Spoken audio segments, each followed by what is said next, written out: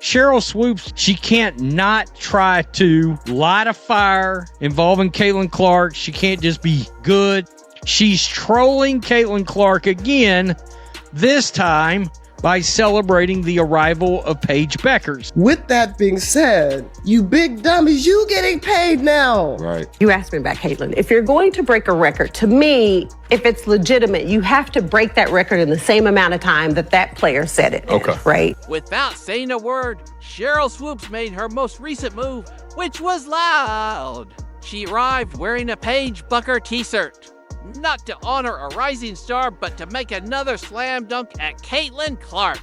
This isn't the first time Swoopes has gone out of her way to disparage Caitlin, and let's face it, it won't be the last. They will recognize, her game, but they won't recognize her impact. Because some people who used to dominate the spotlight get more uneasy the more Clark shines. Everybody now has an opportunity to pull up their chair and have a... Swoopes continues to play cruel games in the hopes that no one would notice the pattern, but we do. Rather than encouraging the next generation. We saw her get replaced during the Fever game for the Dallas Wings commentary team last year because of words and the hate she had towards Caitlin Clark. And it was just one thing after another. I said yesterday, even Stephen A. Smith crushed her last year. This isn't about Paige. Rather, it's about promoting an outdated narrative that doesn't belong with Caitlin Clark. Because when she comes to the league, regardless of what team she goes to that has vets on that team, she probably ain't gonna get 40 shots a game. With performances that broke records, Caitlin earned her spot, real impact, and hustling. Not politics or drama. While Caitlin is fantastic, and I think she's going to have an incredible career in the WNBA. Who's going to be the next face of the NBA? We don't get to decide that. The marketplace decides that. The people have chosen Caitlin Clark. What is she doing wrong? What more do you want from Caitlin Clark? Seriously, what more do you want from her? She's focusing on the game. She lifted her team up, got them to the playoffs, won Rookie of the Year, and then also is denouncing racial tensions when she's asked about it. I'm sorry, I don't see anything more that Caitlin Clark should have done or could have done. Legends acting like gatekeepers isn't just petulant, this is intentional, and we won't fall for it. If you agree with Caitlin Clark, then flood the comments with CC100. She was remarkable on top of the fact that she had to deal with so much hate when she got to the WNBA. Let's not act like this is Cheryl's first time. It's hard to overlook the fact that Swoopes has been targeting Caitlin Clark for more than a year.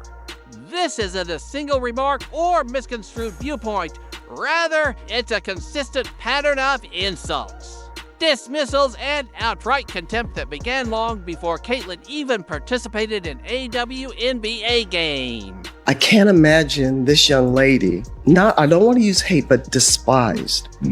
And people just having, she brought some on herself a little bit because she's cocky for a good reason. Confident. And I love that about her. But to watch the dynamics and the media, they had their narrative. And I was pleased and proud to see the narrative wasn't the truth. Swoopes has been trying to minimize Caitlin's rise at every opportunity. From disparaging her impact on the league to side-eyeing Clark's college success, for example. She tried to minimize Caitlin's hype during last year's NCAA tournament, or was removed from commentary duties due to her anti-Clark stance. Even Stephen A. Smith had to intervene and call her out for not giving Caitlin the credit she deserves. It was a stupid decision because it compromises what your ultimate goal is, which is to elevate the WNBA brand. That's not an oversight, that's an agenda. And when your bias becomes so obvious that networks begin to turn away from you, it means that what we're watching isn't just personal. It's calculated. Swoopes. She is a member of the traditional WNBA. Circle that views Caitlin as a threat to their legacy rather than the league's future. And it rocked the foundation when she broke records and brought in more viewers than they had in years. Right, and that's what a lot of these women are doing, is They feel like what we have done for this game, this young player has come into our game, and she's getting way more respect and all that stuff than we are. As she should. The young girl is a baller. The young girl has people watching because of the way she can shoot this basketball like Steph Curry. Steph Curry can't dunk. Steph Curry don't do none of that in the game. He can probably dunk by himself, but he don't really do none of that in the game. He is a shooter, and fans tune in to see Steph Curry. This is about control now, not basketball. Caitlyn's success is rewriting the story. And Swoopes can't bear not being in charge. And let's not forget the numbers. It's not a knock. The statistics show that Caitlyn's rookie year was superior to Swoopes' whole MVP season. Wake up and be mad. Never forget, in Swoopes' MVP season, she averaged less points, assists, and rebounds than Caitlin Clark's rookie season. Caitlin Clark's rookie year was quite a bit better than Shyrel Swoopes' MVP season. Swoopes is hanging to it like it's her last chance at relevancy rather than handing the torch. Every backhanded remark and public jab is about clout, not criticism. And there's no better way to keep your name trending than to poke the player that everyone is watching. You know, Jax, you're absolutely right. And I was like, come on, you big dummies. Is she getting hyped? Yes. But she was in the backyard. She was putting in the same time, sometimes maybe more than you were. Right. I can't fault her for what she was given. So yes, the WNBA was growing before Caitlin Clark. Make that abundantly clear. But it was growing incrementally compared to the exponential growth you're seeing now. Wearing a Paige Bueckers t-shirt during Shyrel Swoopes' appearance on Gilbert Arenas' podcast was more than simply a style choice that made a statement. Hey, what are you doing? Look at this. Just stays, man. Were y'all talking about Caitlin Clark at this very moment? She knows what she's doing. And not the innocent type on the surface. It might have appeared like she was giving love to a young, gifted bowler who was just starting out in the league. But everyone who has been following this saga knows it was anything but Swoopes is. Sending Caitlin Clark and her followers a coded message that reads, "Look, I'm still down with white players, but not you. I don't support you." Now, I've got a theory. Oh, look at me. I'm not really racist because I'm wearing the white girl's shirt. You see that? But the girl from the Midwest, y'all just happen to hate her completely. Let's be honest, Shyrel, people quickly saw through the cotton dress ploy. Swoopes has never had an issue with Paige Bueckers. So why would she want to associate with someone who fits the mold that many others in the WNBA inner circle find comfortable? The only problem with this is, and this has been the problem the whole time with the Paige-Caitlin comparison, Paige is an activist basketball player just like these old WNBA players that's been in the league. All right? They're shilling she's all up in all the social stuff. And so that's why they're letting her in. That's why they're cool with her. Politically engaged, she has embraced causes, leaned into activism, and checked all the boxes that make her acceptable to the same individuals who regularly criticize her because she is socially aligned and secure within the ideological bubble that the league's old. Guard loves to defend Caitlin. The reason that Caitlin Clark is getting all of this attention is because she is an anomaly. She is a phenomenal player. And Paige Bueckers is also a phenomenal player, but it just isn't the same. She doesn't do the same things. She doesn't do the things that have never been seen. They believe Paige to be the ideal celebrity, but Caitlin is bold enough to be unique. She is from Iowa. She lets her game speak. And her quiet and unwillingness to compromise make her a target. If I was the WNBA, I would have considered a separate television package to a network on just Caitlin Clark games. I would have had two packages, the WNBA package, and then a separate, let's say, 15 to 18 game Caitlin Clark package. They enjoy watching her play, her style, her energy, her shot. Whether it's because her game mirrors one of the greatest players in the NBA in Steph Curry or not, I don't know what it is. It's an intangible thing, right? Yes, we can say she's a dog. Okay, there's been other dogs. Okay, she's a great shooter. There's been other great shooters. She has it. She's got the thing. And for Caitlin Clark to have the awareness to drive the eyeballs there, you have to give her so much credit. Swoopes is attempting to use Paige to make fun of Caitlin without mentioning her name. When she dons that Paige Bueckers tee, not because she has suddenly become a huge fan. I've known Shyrel since she was in college. I helped do her shoe deal with Nike in 1993, took her to her first SBs. I've known Shyrel, I've coached her, have a lot of respect for her. I called her when Caitlin was still playing at Iowa and she had just broken Maravich's record. And it was all over the place, as you and I have discussed, that there was this quote by Shyrel that said, Caitlin was, 25 years old. She was, however old, 24 years old. She was a fifth-year senior. Right. She was taking 40 shots a game. Her records were illegitimate. The comparison game has been used for centuries to pit women against one another and cover up the hatred with a smile.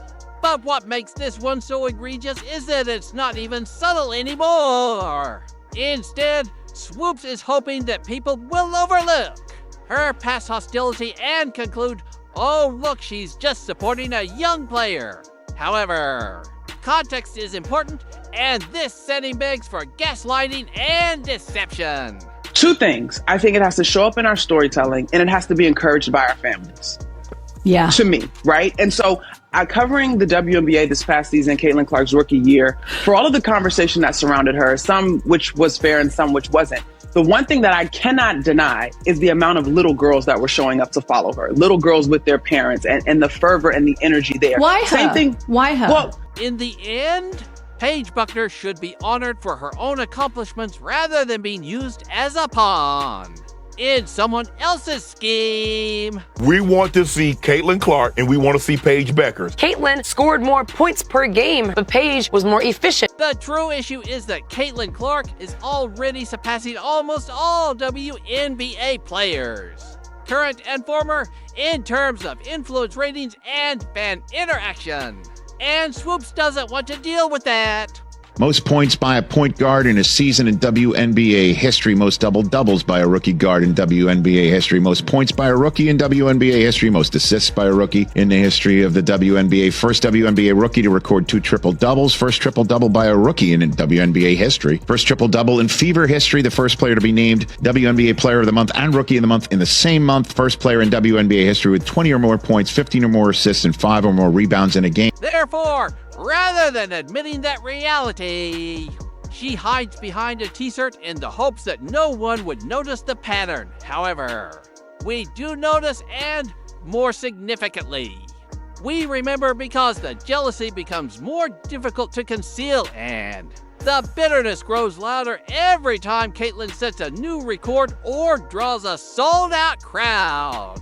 Caitlin Clark is the GOAT. She signed my jersey. I'm so happy. I'm crying. I'm so happy. This is the best day ever. Caitlin Clark effect seems to be crazier than year one. I love watching her score and just everything about her. They went the extra mile just to watch her play here. This is great news for women's basketball. Period. She just brings so much passion to the game, and look at all these people that just want to come and see her. It is no secret that the Indiana Fever are the most popular team in the WNBA. It is good for the entire WNBA. Let's stop covering it with sugar at this point.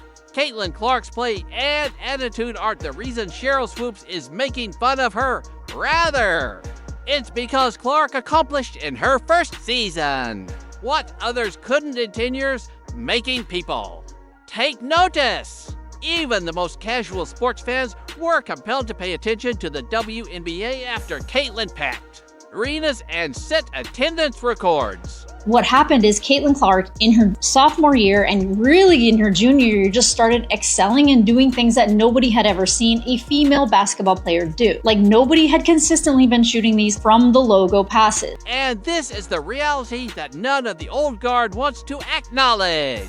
The reason why someone like Swoopes, who previously contributed to the creation of the league, now looks intent on destroying the person who brought it back to life, is that Caitlin Clark has grown larger than the league itself, which terrifies individuals and disturbs their sense of place, legacy, and control. There's so many players who cite you as an inspiration for their games, including Caitlin Clark, who's just absolutely a phenomenon in college. What's that next step like for her? You know, next steps, gosh, in this generation, right?